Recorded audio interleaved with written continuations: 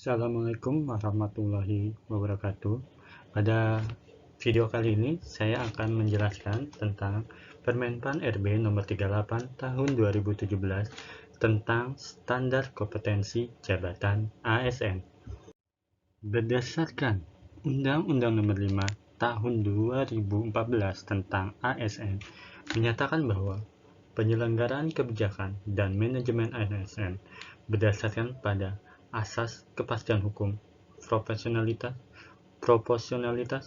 keterpaduan, delegasi, netralitas, akuntabilitas, efektif dan efisien, keterbukaan, non-diskriminatif, persatuan dan kesatuan, keadilan dan kesetaraan, dan kesejahteraan. Dalam pasal 51 PP nomor 11 tahun 2017 tentang manajemen PNS disebutkan bahwa penyelenggaraan manajemen ASN dilakukan berdasarkan sistem merit. Sistem merit adalah kebijakan dan manajemen ASN yang berdasarkan pada kualifikasi, kompetensi, dan kinerja secara wajar tanpa membedakan latar belakang politik. Standar kompetensi aparatur sipil negara adalah deskripsi pengetahuan, keterampilan, dan perilaku yang diperlukan seorang aparatur sipil negara dalam melaksanakan tugas jabatannya. Standar kompetensi ASN ini digunakan sebagai acuan dalam perencanaan ASN, kemudian pengadaan ASN, ketiga pengembangan karir ASN, keempat pengembangan kompetensi ASN, penempatan ASN, kemudian promosi atau mutasi ASN, uji kompetensi ASN, sistem informasi manajemen ASN, dan kelompok rencana suksesi atau talent pool ASN. Selanjutnya, standar kompetensi ASN. Standar kompetensi ASN minimal itu berisikan identitas jabatan, kompetensi jabatan, dan persyaratan jabatan. Kompetensi jabatan terdiri atas kompetensi teknis, kompetensi manajerial, kemudian kompetensi sosiokultural. Di dalam identitas jabatan, paling sedikit terdiri atas nama jabatan, uraian atau ikhtisar jabatan, dan kode jabatan. Kemudian persyaratan jabatan terdiri atas pangkat, kualifikasi pendidikan, jenis pelatihan, ukuran kinerja jabatan, serta pengalaman kerja. Standar kompetensi ASN terdiri atas pertama, standar kompetensi JPT, standar kompetensi JA, dan standar kompetensi JF. Dalam standar kompetensi ASN berdasarkan kepada kamus kompetensi teknis, kedua kamus kompetensi manajerial, ketiga kamus kompetensi sosial kultural. Kamus kompetensi teknis merupakan daftar jenis kompetensi teknis, definisi kompetensi teknis, deskripsi kompetensi teknis, dan indikator perilaku untuk setiap level kompetensi teknis. Kemudian kamus kompetensi manajerial merupakan daftar jenis kompetensi manajerial, definisi kompetensi manajerial, deskripsi, dan indikator perilaku untuk setiap level kompetensi manajerial.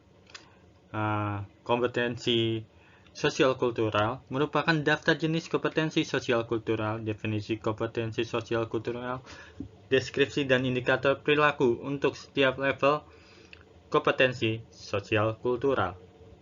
Kompetensi pada standar kompetensi ASN, manajerial dan sosial kultural, kamusnya ditetapkan oleh Menteri PAN RB dalam lampiran 2 dan lampiran 3 Permenpan RB nomor 38 tahun 2017. Kemudian, sedangkan teknis, kamusnya disusun oleh instansi pembina teknis yang membidangi urusan pemerintahan masing-masing, ditetapkan oleh PPK yang bersangkutan setelah mendapat persetujuan Menpan. Standar kompetensi ini untuk seluruh jabatan di lingkungan instansi kementerian dan lembaga, Pemda Pemprov, Pemda Kabupaten, dan Kota, disusun oleh instansi masing-masing berdasarkan kepada standar kompetensi manajerial dan sosial kultural yang ditetapkan oleh Menpan RB. Kemudian kamus kompetensi yang ditetapkan oleh kementerian atau lembaga. Ditetapkan dan disahkan, standar kompetensi ASN ini ditetapkan dan disahkan oleh Menteri Pan-RB setelah dilakukan konvensi dengan melibatkan instansi pengusul, ke kementerian atau lembaga terkait, Pemda terkait, asosiasi profesional. Standar kompetensi yang telah ditetapkan atau disahkan berlaku secara nasional. Kemudian bagaimana tata cara penyusunan kamus kompetensi teknis? Pertama, menyusun proposal. Penyusunan kamus kompetensi teknis.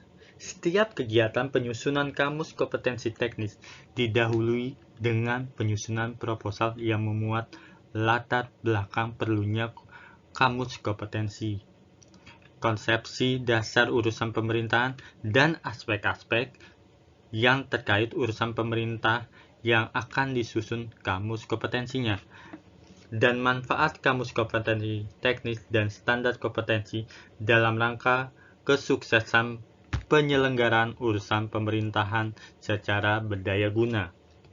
Kedua, menginventarisasi substansi pokok urusan pemerintah yang termuat dalam berbagai peraturan perundang-undangan yang relevan dengan urusan pemerintahan serta cakupan seluruh unsur dan sub-unsur kompetensi yang diperlukan untuk menyelenggarakan urusan pemerintah yang akan disusun menjadi kamus kompetensi teknis. Ketiga, menginventarisasi tugas dan fungsi satuan organisasi yang bersifat teknis dari struktur organisasi yang menyelenggarakan urusan pemerintahan, dari unit tertinggi hingga terendah, baik instansi pusat maupun instansi daerah. Inventarisasi uraian tugas-tugas dan hasil kerja output dari jabatan pimpinan tinggi, jabatan administrasi, dan jabatan fungsional yang merupakan penyelenggara urusan pemerintah. Lalu yang kelima, identifikasi kompetensi teknis. Identifikasi kompetensi bidang SDM aparatur untuk melaksanakan pengelolaan SDM yang baik dan optimal diperlukan kecakapan untuk mengolah manajemen SDM, kecakapan membuat dan melaksanakan perencanaan SDM, kecakapan melakukan rekrutmen dan seleksi, kecakapan menetapkan dan promosi, kecakapan melakukan standarisasi jabatan dan kompetensi, kecakapan melakukan analisis jabatan, kecakapan melakukan analisis beban kerja, kecakapan merencanakan melakukan perencanaan SDM, kecakapan mengolah kinerja, manajemen kinerja. Kemudian yang keenam, merumuskan definisi kompetensi dan elemen-elemen kompetensi. Setiap kompetensi dan unit kompetensi yang telah diidentifikasi dirumuskan titulatur dan pengertian. Ketujuh, mengelompokkan kompetensi. Kompetensi yang disusun dikelompokkan dalam dua kategori. Yang pertama bersifat umum atau generik. Yang kedua bersifat spesifik. Yang bersifat umum yaitu kompetensi teknis yang harus dimiliki oleh seluruh atau setiap jabatan yang menyelenggarakan suatu urusan pemerintahan. Kompetensi MSDM di bidang urusan kepegawaian, kompetensi kebijakan ketenagakerjaan di bidang urusan ketenagakerjaan, kompetensi kebijakan kesehatan di bidang urusan kesehatan. Lalu kompetensi bersifat khusus, spesifik, yaitu kompetensi yang hanya dimiliki oleh jabatan-jabatan tertentu yang menyelenggarakan urusan pemerintahan sesuai dengan tugas jabatannya. Kompetensi analisis jabatan, perencanaan SDM, rekrutmen SDM, evaluasi jabatan, analisis beban kerja di bidang urusan kepegawaian. Kedua, kompetensi penyelesaian hubungan industrial, kompetensi sistem pengupahan, kompetensi pengawasan norma kerja, kompetensi perencanaan tenaga kerja, kompetensi informasi pasar kerja di bidang urusan ketenaga kerjaan, kompetensi kesehatan reproduksi, farmakologi di bidang urusan kesehatan. 8. Merumuskan indikator perilaku. Kompetensi-kompetensi yang sudah teridentifikasi dirinci lebih lanjut dengan membuat definisi atau pengertian kompetensi dan diuraikan lebih lanjut dalam perilaku yang mengindikasikan tingkat level penguasaan kompetensi dari yang terendah sampai yang tertinggi. Level kompetensi menunjukkan tingkat penguasaan kompetensi yang dirumuskan berdasarkan berupa indikator perilaku pemangku jabatan. Dalam peraturan ini, tingkat penguasaan kompetensi dikelompokkan dalam 5 tingkat dari level 1 sampai level 5. Ini adalah tingkat penguasaan kompetensi. Level pertama yaitu tingkatnya memahami, mengerti substansi. Pekerjaannya sederhana dengan pedoman atau panduan. Diperlukan bimbingan intensif. Di level 2, menerapkan sesuai dengan pedoman. Sudah mampu menerapkan pedoman. Maksudnya adalah bekerja sesuai dengan pedoman. Kemudian bekerja berdasarkan pedoman, masih memerlukan bimbingan di level 2 ini. Level 3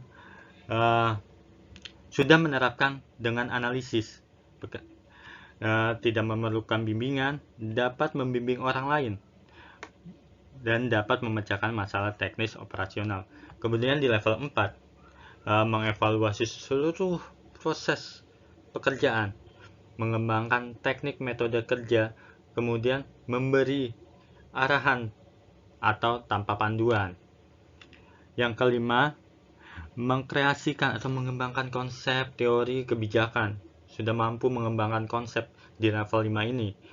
Kemudian di level 5 ini sebagai sumber rujukan utama dari level 1, 2, 3, dan 4. 9. Menyusun setiap unsur dalam unit kompetensi yang dirumuskan berupa pertama, identifikasi unsur dan rincian kompetensi disusun sesuai dengan format. Ini formatnya. Kemudian kamus kompetensi teknis yang disusun sesuai format. Berikut formatnya.